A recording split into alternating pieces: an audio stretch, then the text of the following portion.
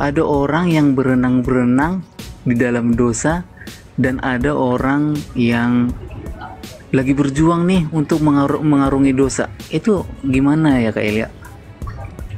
Iya, gini, itu terlihat dari motivasinya. Ada orang yang memilih berenang-renang itu ketika kamu melihat bebek, ya, kamu campakkan dia ke air atau ke kolam, dia akan memilih berenang-berenang karena dia suka di sana.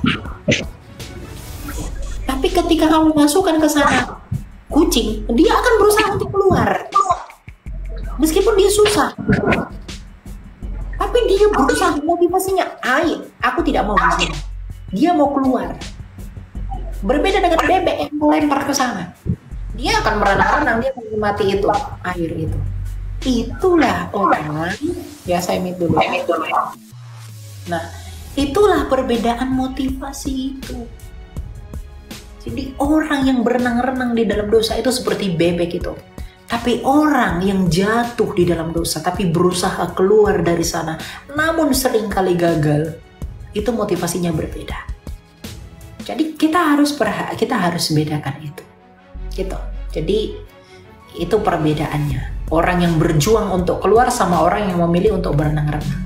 Seperti bebek yang ya ketika dia jatuh ke dalam air, dia berenang menikmati, dia happy di dalam air itu. Sedangkan kalau kamu lempar kucing ke dalam, dia berusaha cari di mana tempat agar saya bisa keluar dari sini. Meskipun dia seringkali gagal menjangkau tangkai pohon dan lain-lain, kucing itu tetap berjuang karena motivasinya apa? Aku nggak mau di air ini. Orang pun begitu, dia berusaha untuk keluar dari dosa, tetapi karena dia hatinya tidak mau di dalam dosa, tapi seringkali gagal. Tuhan melihat usahamu itu. Berbeda dengan ya udah nggak apa-apa, santai aja, berenang aja, gitu lah. Itu motivasinya berbeda, gitu ya. Oke Kak Elia, gini kan, aku langsung contohkan sama diriku sendiri aja, sama akunya sendiri kan Kak gitu. Terkadang ya benar seperti yang Kakak bilang tadi, kita udah ngerasa nih kita ada di dalam dunia dosa kan gitu, dan di situ saya pribadi udah berenang untuk nggak mau lagi lah di sini kan gitu, dan finally ya memang berhasil keluar dari zona itu, tapi untuk sementara gitu Kak. Tapi di esok harinya jatuh selalu lagi. ada aja jebakan yang akhirnya menjatuhkan aku ke sama gitu. Itu apanya yang salah Kak? Iya, motivasimu aja kurang diperkuat. Pendengaran akan firman itu kurang kuat. Karena saya pun begitu bro. Saya bilang, Tuhan saya pokoknya besok nggak melakukan penipuan lagi. Tuhan saya besok nggak boleh lagi melakukan dusta. Tapi besok-besok atau minggu lagi kita lakukan itu. Gitu loh. Iya. Itu namanya jatuh dalam dosa, betul. Itu terjadi. Tapi kan motivasi kita tidak mau untuk di sana, nyaman di sana. Tapi kita pengen keluar. Tapi jatuh selalu. Iman itu proses. Ya, nggak ada yang Superman, nggak ada yang superhero. Ketika kamu bilang, Tuhan, aku harus berubah. Besok kamu sampai kamu mati tidak melakukan lagi. Ada yang seperti itu. Nggak ada yang instan. Tapi itu proses. Bagaimana memperkuat amunisi proses itu? Pendengaran akan firman, tumbuh di komunitas yang benar, mencari teman yang benar, ya mulai menjauhi hal-hal yang mendorongmu melakukan itu lagi. Gitu. Kamu pengen, Tuhan saya nggak mau merokok lagi lah, itu dosa. Tapi temanmu perokok semua. Oh, itu namanya bukan mau berubah itu. Kamu harus mau meninggalkan itu. Gitu. Tuhan saya nggak mau bergosip lagi lah sama orang ini. Tapi kamu tetap bergaul sama mereka. Ya gimana kamu mau berubah? Meskipun kamu ngomong, saya harus ini. Tapi ketika kamu gosipnya agak enak dikit, mantap dikit, ngejerongos juga ke dalam. Jadi kita sendiri sebenarnya yang memancing penyakit kita sendiri gitu. Karena kita merasa sayang meninggalkan sedapnya dosa itu. Tapi itulah yang Yesus katakan sebagai pemikulan salib. Memikul salib.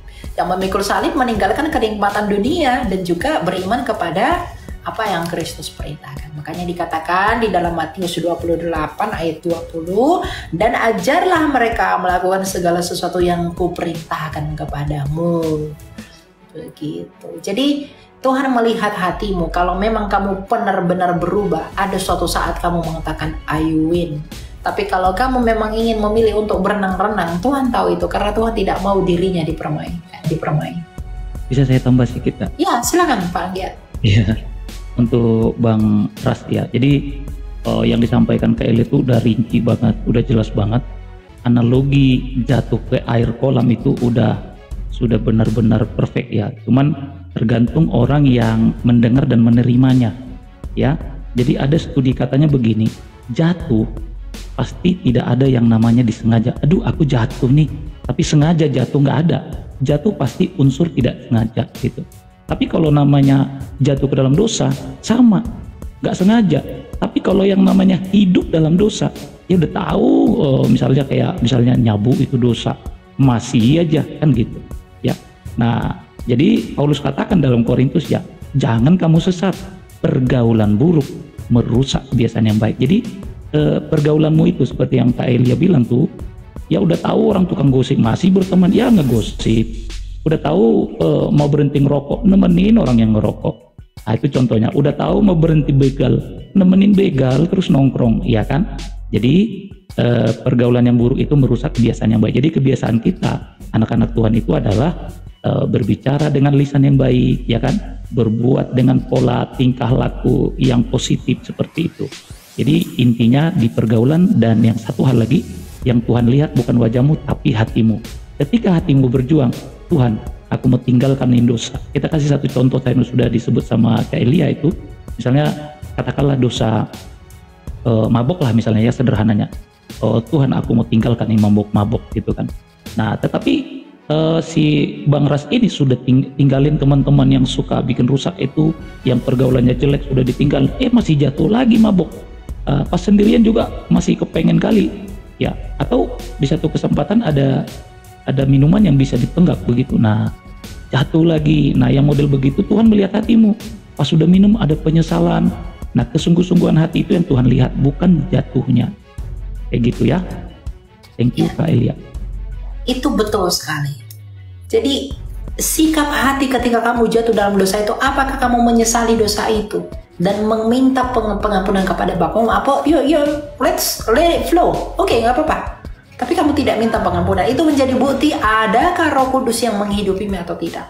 Karena kalau kamu sadar kamu melakukan dosa, kamu akan menyesalinya dan berjanji untuk tidak mengulanginya. Meskipun kamu pasti akan jatuh lagi, tapi setidaknya itu menjadi bukti bahwa apa? Roh Kudus itu menghidupimu dan menginsyafkanmu akan dosamu. Daripada tidak sama sekali. Ya, tapi semua kembali kepada Tuhan. Tuhan tahu apa yang sebenarnya ada di dalam hatimu. Oke Kak, terima kasih ya.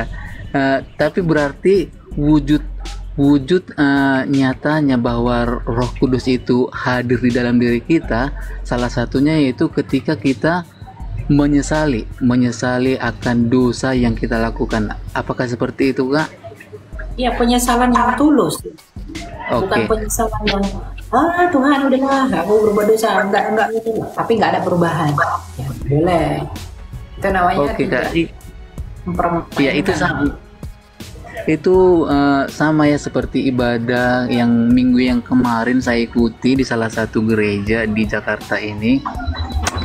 Memang di situ waktu khotbah pendetanya mengatakan ketika kamu merasa kamu sudah ada di dosamu udah banyak, intinya seperti itu. Cukup kamu sesali aja dosamu. Dikatakan pendetanya seperti itu, sesali dengan tulus dan kembali setia kepada Tuhan, kata pendetanya seperti itu Kak. Tapi langsung di situ aku sebentar itu sadar kan, cuman seketika aku menyadari apakah memang hanya dengan menyesali dosa itu memang benar itu dosa kita udah dihapuskan gitu Kak Elia. Hapusan dosa itu sudah selesai 2000 tahun lalu. Tapi tergantung kamu mau menerima penghapusan itu yang dibuktikan oleh perubahanmu atau tidak. Itu aja. Gak mungkin setiap kali kau berdosa meminta ampun, Yesus kau salibkan lagi. Bukan. Yang Yesus lakukan itu adalah mengambil kamu dari kutuk kematian. Kamu berdosa, minta ampun, Tuhan disalibkan lagi, bukan begitu. Yang Tuhan tebus itu adalah kamu dari kutuk dosa. Tuhan tidak mengambil dosamu, bukan kamu yang diambil dari dosa. Roma 6 ayat 23a, upah dosa adalah maut. Jadi kamu diambil dari maut, seperti kamu diambil dari lumpur hidup. Kamu selamat, tapi lumpur hidupnya tetap ada. Bukan lumpur hidupnya yang diambil sama Tuhan. Kamu entah dikemanakan gitu, di mana, disimpan ke sebelah. Enggak, dia mematahkan kutuk dosa yang adalah maut. Gitu ya, Ras? Oke Kak, jadi gimana dengan pernyataan seperti ini Kak? Mungkin bukan aku aja, mungkin kita semua ya, kita semuanya bahkan pernah selalu menyebutkan seperti ini di dalam doa kita. Ya Tuhan, untuk dosa yang saya perbuat, dosa yang saya sengaja maupun dosa yang tidak saya sengaja, mohon hapuskan itu. Jadi situ terbit sebuah pernyataan, sebenarnya dosa yang saya sengaja dan dosa yang tidak saya sengaja itu seperti apa Kak? Ya, misalnya sebenarnya semua dosa itu disengaja. Tapi ada momentum. Di dalam doa kita itu selalu kita sebutkan seperti itu kan Kak. Mungkin bukan aku aja, banyak orang yang selalu berdoa dalam doa seperti itu. Ya kadang pun saya begitu. Maksudnya gini, dosa yang disengaja itu merujuk kepada dosa yang direncanakan. Dosa yang tidak sengaja itu adalah dosa yang tidak direncanakan. Mungkin pengertiannya ke sana. Jadi ketika kamu merencanakan besok saya akan bunuh ini orang, itu dosa yang kamu sengaja. Tapi ketika dosa itu terjadi spontan, misalnya kamu kaget ya, kemudian kamu mengucapkan hal-hal kotor atau ungkapan yang menghujat, itu kan tidak pernah kamu rencanakan. Jadi itu mungkin dimaknai dengan dosa yang tidak sengaja. Oke, ketika tadi aku baru masuk ke roomnya ke Elia, pernyataan atau firman yang pertama tadi saya dengar dari ke Elianya itu ketika yang dikutuk adalah tanah, kan seperti itu tadi kan Kak? Ya, terkutuklah tanah. Yang dikutuk itu sebenarnya tanah, kan gitu. Artinya itu seperti apa? Jadi apakah si bayi yang terlahir ke dunia, yang baru dilahirkan, kan dia sudah jadi penghuni bumi juga, apakah dia sudah berdosa Kak? Ya, silakan Pak Anggi, mau jawab? Oke, baik, terima kasih ya. Kita boleh saling berbagi. Seperti yang Kak Elia bilang ya, kita saling mengisi. Jadi untuk Bang Rat, pertanyaan yang sangat bagus itu, kalau seorang bayi lahir, apakah dia sudah berdosa?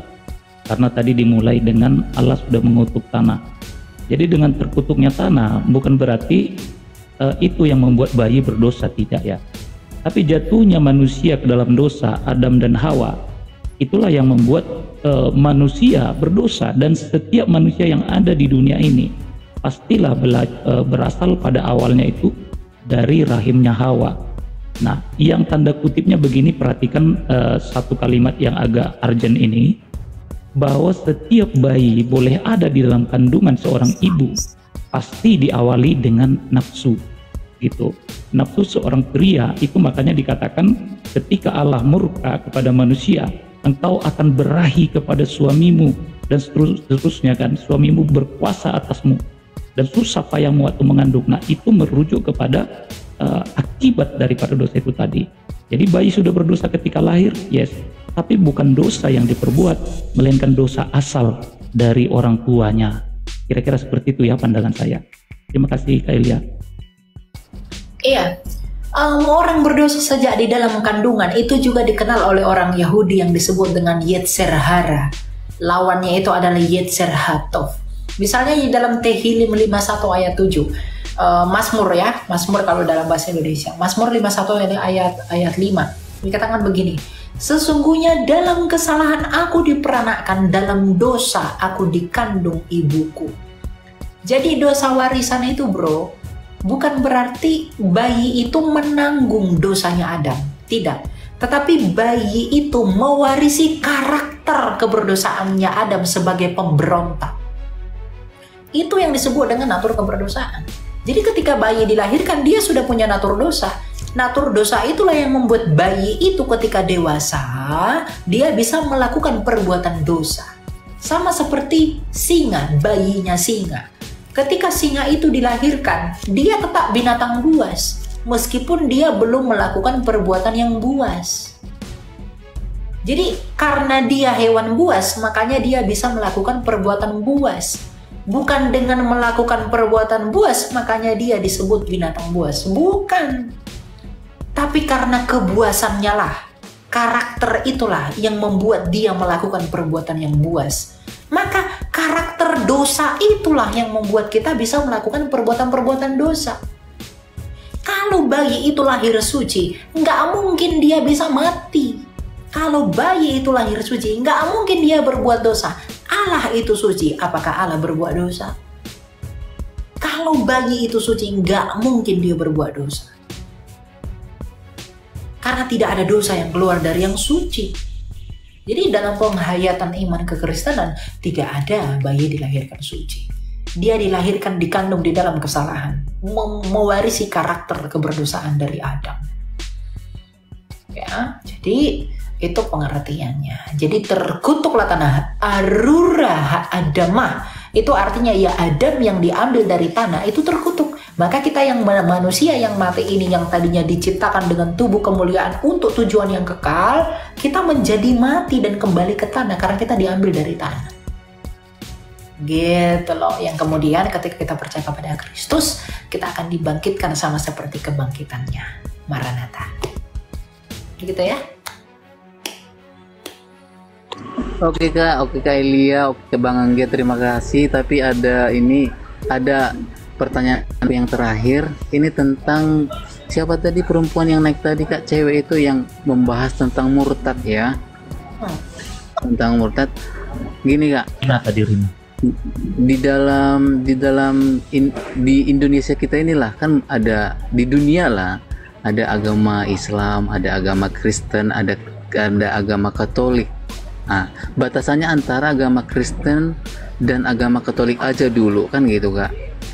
Ketika salah satu pihak dari si cewek atau si cowok yang awalnya contohnya dia beragama Kristen Protestan dan akhirnya dia menikah mengikuti pasangannya, dia jadi masuk ke dalam Kristen Katolik, apakah itu sudah termasuk salah satu murtad? Bukan ya. Silakan Pak Anggia. Oke, ini klasik ya, pertanyaan klasik karena memang semua sinode atau denom itu mengklaim bahwa gereja atau agama mereka yang benar. Oke, jadi untuk Bang Ras boleh mute dulu ya supaya nggak doubling. Nah, jadi untuk pertanyaan ini untuk semua, saya berdiri dari aras Protestan ya. Nah, jadi bagi saya pertanyaan ini memang dianut oleh banyak orang ya, dan banyak orang yang mau bertanya, oke, Bang Ras ini mewakili semua. Apakah ketika ada perpindahan dari Protestan ke Katolik itu disebut sebagai murtad? Kalau murtadnya didefinisi sebagai meninggalkan Tuhan, itu adalah suatu kesalahan ya, kekeliruan paham. Jadi berpindahnya seorang dari Protestan ke Katolik atau dari Katolik ke Protestan itu bukan murtad. Nah, kalau saya sendiri, saya kan pendeta di Protestan ya, aras Pentakosta. Jadi ketika ada jemaat Katolik datang ke gereja saya hanya cukup tanya, sudahkah engkau mengikuti komuni? Ya. Nah, kalau dia sudah komuni dan sudah, ya katakanlah sudah dibaptiskan ke dalam formula Bapa, Putra dan Roh Kudus dan memakai elemen air, bagi saya itu cukup. Karena saya cukup mendalami doa berkat ataupun firman berkat untuk Adam dan Hawa yang dirusak oleh iblis atau anak Allah yang terkutuk itu di Kejadian pasal 6, hingga lahir manusia raksasa yang menjadi cikal bakal daripada air bah, di mana air bah di sini adalah simbol daripada penghukuman atau kemurkaan Allah. Jadi kalau ada pembaptisan dilakukan, itu semata-mata air itu kena ke tubuhnya, itu membuktikan penghukuman telah sampai kepada dia, dan itu menjadi sama dengan kematian Kristus sesuai Roma pasal 6. Nah, jadi ketika ada orang Katolik masuk ke gereja saya Protestan, saya tidak sebut dia sedang murtad, dan saya buktikan bahwa saya sama dengan Katolik di dalam Trinitas atau formula baptisan yang sama. Saya tidak akan baptis ulang dia, seperti itu. Nah, kalau sebab pindah ke Katolik, saya tidak sebut sebagai murtad, hanya pindah gereja. Terima kasih. Kembali ke Kak Elia. Betul. Itu saya sepakat, itu 100% saya sepakat. Karena gini bro, kalau di dalam, kita lihat di dalam Ibrani 6 ya, dikatakan begini, sebab mereka yang pernah diterangi hatinya, yang pernah mengecap karunia surgawi, dan yang pernah mendapat bagian dalam Roh Kudus, dan yang mengecap firman yang baik dari Allah, dan karunia-karunia yang akan datang, namun yang murtad lagi tidak mungkin membarui sekali lagi sedemikian hingga mereka bertobat, sebab mereka menyalibkan lagi anak Allah bagi diri mereka dan menghinanya di muka umum.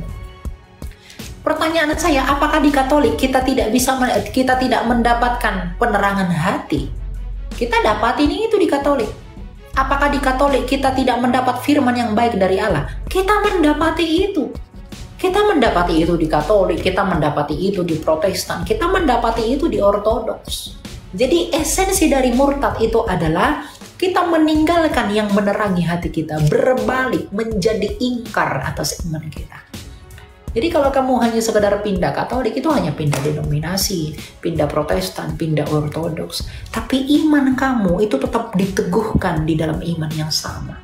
Makanya dikatakan satu Tuhan, satu iman, dan satu baptisan. Saya juga tadi setuju dengan Pak Anggiat itu ya. Medianya harus dengan air, betul.